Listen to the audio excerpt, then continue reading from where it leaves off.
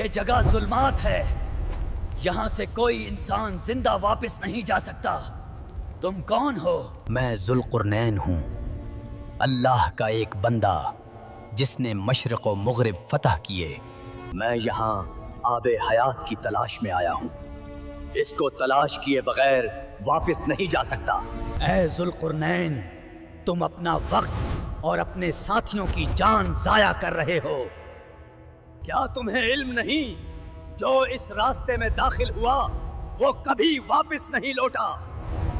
جناب علی، یہ جگہ خوفناک ہے، ہڈیاں اور کھوپڑیاں، کیا پھر بھی آگے جانا چاہیے؟ ذوالقرنین آگے بڑھتے ہیں اور اپنے سپاہیوں کو حوصلہ دیتے ہیں کہ خوف زدہ نہ ہوں۔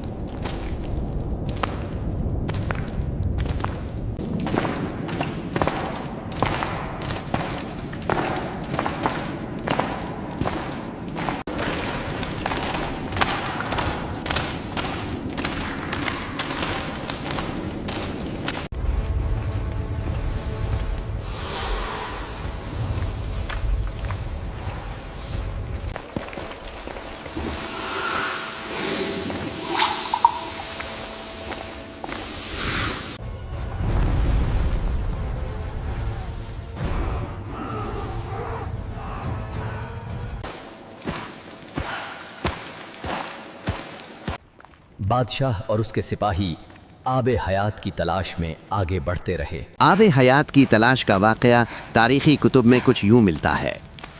ذوالقرنین کے قریبی دوستوں میں ایک فرشتہ بھی تھا جس کا نام رقائیل تھا۔ وہ کبھی کبھی ذوالقرنین کے پاس آتا، ان سے بات کرتا اور دونوں ایک دوسرے سے باہمی راز اور حکمت کی باتیں کرتے رہتے۔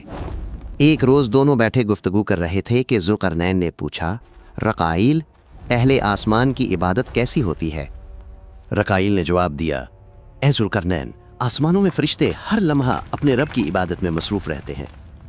جو فرشتہ قیام میں ہے وہ ہمیشہ قیام میں رہتا ہے، بیٹھتا نہیں۔ جو رکوع میں ہے وہ رکوع ہی میں رہتا ہے، سجدے میں نہیں جاتا۔ اور جو سجدے میں ہے وہ سجدے سے سر نہیں اٹھاتا۔ ہر ایک اپنی مقررہ حالت میں ہمیشہ اللہ کی عبادت کرتا رہتا ہے۔ یہ سن کر ذوالقرنین کی آنکھوں میں آنسو آ گئے۔ وہ بولے، اے رقائیل، کاش میں بھی اتنا طویل عرصہ زندہ رہ پاؤں کہ اپنے پروردگار کی عبادت اس حد تک کر سکوں جو اس کا حق ہے۔ رقائیل نے کہا، اے ذوالقرنین، زمین میں خدا کا ایک چشمہ ہے جسے آب حیات کہا جاتا ہے۔ جو اس کا پانی پی لے اسے موت نہیں آتی، وہ قیامت تک زندہ رہتا ہے۔ ذوالقرنین نے پوچھا، وہ چشمہ کہاں ہے؟ رقائیل نے جواب دیا، میں اس کی جگہ نہیں جانتا، مگر آسمانوں میں یہ بات سنی ہے کہ خدا نے زمین میں ایک انتہائی گہری اور بھیانک تاریکی پیدا کی ہے جسے نہ کبھی کسی انسان نے پار کیا اور نہ کسی جن نے۔ آب حیات اسی ظلمت میں ہے۔ یہ کہہ کر رقائیل واپس آسمانوں کی طرف چلا گیا۔ ذوالقرنین اس مبہم اطلاع پر غمگین ہوئے کہ نہ چشمے کی صحیح جگہ معلوم ہوئی اور نہ ظلمت کی پوری حقیقت۔ چنانچہ انہوں نے اپنے ملک کے علماء اور فقہا کو طلب کیا اور پوچھا کہ آیا کسی آسمانی کتاب میں آب حیات کا ذکر ملتا ہے۔ ایک عالم نے کہا، اے بادشاہ، میں نے آدم علیہ السلام کی کتاب میں پڑھا تھا کہ درختوں اور چشموں کے ناموں میں ایک ایسا چشمہ بھی لکھا ہے جس کا پانی پینے والا مرنے سے محفوظ رہتا ہے جب تک کہ خود خدا سے موت نہ مانگے، لیکن وہ چشمہ مشرق کی سمت واقع ایک عظیم تاریکی میں ہے۔ یہ سن کر ذوالقرنین نے لشکر، ساز و سامان اور تجربہ کار لوگوں کی ایک بڑی جماعت تیار کی اور آب حیات کی تلاش میں سفر پر نکل کھڑے ہوئے۔ وہ دریاؤں کو پار کرتے، شہروں سے گزرتے اور پہاڑوں کو عبور کرتے ہوئے بالآخر اس خوفناک تاریکی ظلمت کے مقام تک پہنچ گئے جہاں انسان کا قدم شاید پہلی بار پڑنے والا تھا۔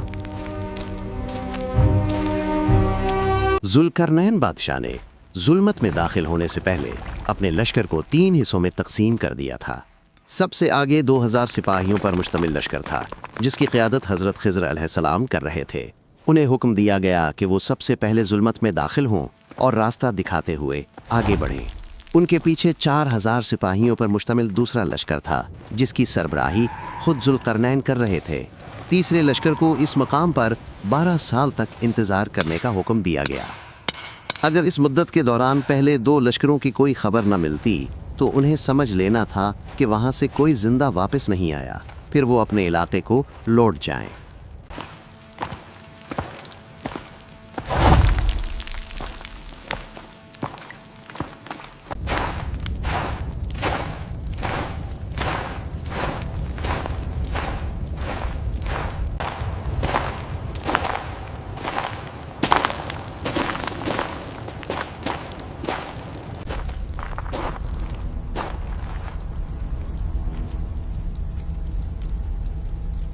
हम यहीं रुकेंगे, बादशाह का इंतजार करेंगे। मजीद आगे बढ़ना मुनासिब नहीं। जब बादशाह पहुंच जाएं, फिर आगे जाने का फैसला करेंगे। अभी सब आराम करें।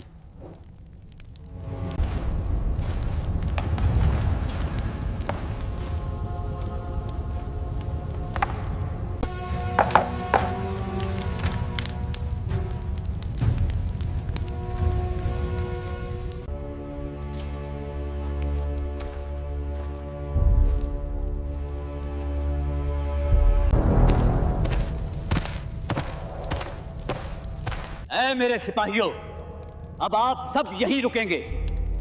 आगे दो खतरनाक रास्ते हैं। लगता है अब चश्मा करीब है। एक रास्ते से जनाब खैजर, दूसरे रास्ते से मैं खुद तलाश करूंगा। यूं एक रास्ते से जनाब खिदर अलैहिस्सलाम आगे बढ़ने लगे और आबे हयात की तलाश शुरू कर दी, और दूसरे रास्ते बादशाह खुद अकेले आबे हयात की तलाश में आगे बढ़ने लगे।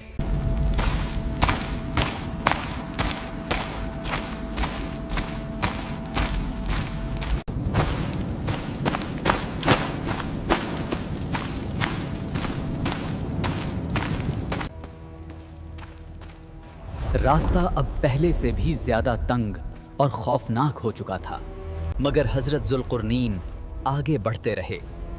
तमाम खतरात के बावजूद उनके कदम ना रुके। जनाब खिजर अलैहिस्सलाम भी हर कदम पर आजमाइश के बावजूद सुकून और यकीन से आगे बढ़ते गए। वो इस खतरनाक रास्ते को पार करते गए, गोया अल्लाह की हिफाजत उनके गिर्द साया किए हुए हो। बिलाखिर उनके सामने एक नूरानी चश्मा जाहिर हुआ। यूं उन्होंने इस नूरानी चश्मे से पानी भी पिया और इसके पाकीज़ा पानी से गुस्ल भी किया। कहा जाता है कि इस आबे हयात की बरकत से जनाब खैजर अलैहिस्सलाम आज भी जिंदा हैं।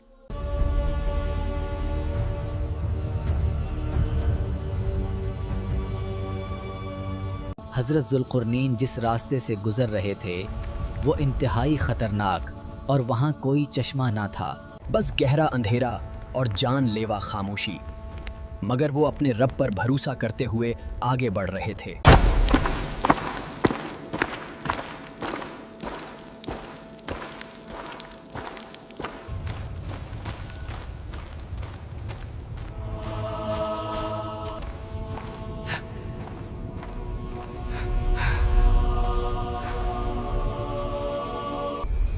तुम कौन हो? एक वसी दुनिया जिसे छोड़कर यहां तक पहुंच गए। मैं जुल्कुरनैन हूं, लेकिन आप कौन हैं और यहां क्या कर रहे हैं? मैं वो फरिश्ता हूं जो क़यामत के दिन सूर फूंकूंगा। इसी क़यामत के इंतजार में हूं। फरिश्ते से मुलाकात और आबे हयात का पानी पिए बगैर वापसी का वाक़या तारीख़ी कुतुब में कुछ यूँ मिलता है। हज़रत ज़ुल्करनैन की नज़र एक खुशरो और नूरानी नौजवान पर पड़ी जो सफ़ेद लिबास पहने हुए था। वो इंसान की शक्ल का एक मर्द था। सर आसमान की तरफ उठाए आसमान को देख रहा था और हाथ अपने मुंह पर रखे खड़ा था। जब उसने ज़ुल्करनैन के कदमों की आहट सुनी तो पूछा, कौन है? ज़ुल्करनैन ने कहा, मैं ज़ुल्करनैन हूँ। उसने कहा, ए ज़ुल्करनैन, क्या वो कुशादा दुनिया जिसे छोड़कर तुम यहाँ आए, क्या वो तुम्हारे लिए काफ़ी ना थी कि तुम उस मकाम तक पहुँच गए? ज़ुल्करनैन ने पूछा, तुमने अपना हाथ मुंह पर क्यों रखा हुआ है?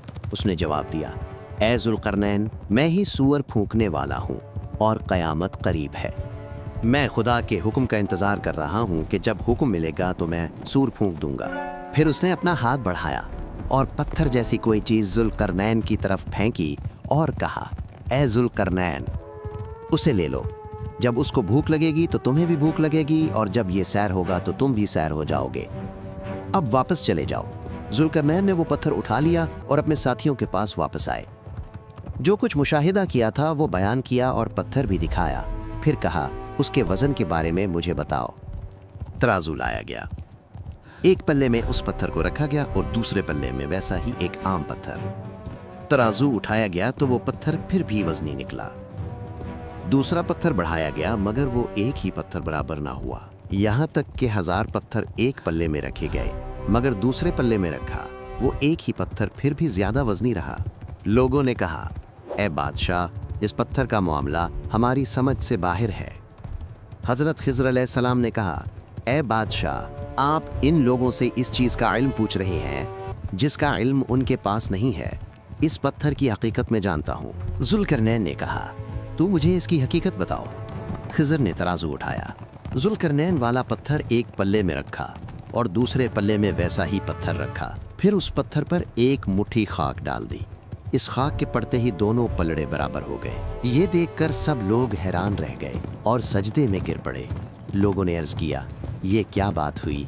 हमने 1000 पत्थर एक पल्ले में रखे मगर ये एक पत्थर फिर भी वजनी रहा और आपने इस पर सिर्फ एक मुट्ठी खाक डाली तो दोनों बराबर हो गए। जुल्करनैन ने कहा, ए खिज़र, इस पत्थर की हकीकत बयान करो। खिज़र ने कहा, ए बादशाह, साहिब सूअर ने ये पत्थर आपके लिए मिसाल के तौर पर दिया है। इसका मतलब ये है कि फर्जंदाने आदम की मिसाल भी इसी पत्थर जैसी है। 1000 नेमतें मिल जाएं, 1000 ख्वाहिशें पूरी हो जाएं, तब भी इंसान की ख्वाहिशें बाकी रहती हैं, वो सैर नहीं होता। जब इस पर मिट्टी डाल दी जाती है यानी कब्र में पहुंच जाता है तब ही उसकी ख्वाहिशें ख़त्म होती हैं। ए बादशाह, आपकी मिसाल भी ऐसी ही है। अल्लाह ने जो बादशाही आपको अता की वो जाहिर है मगर आप राज़ी न हुए और उस मकाम तक आ गए जहां इंसानों और जिन्नात में से कोई नहीं पहुंचा।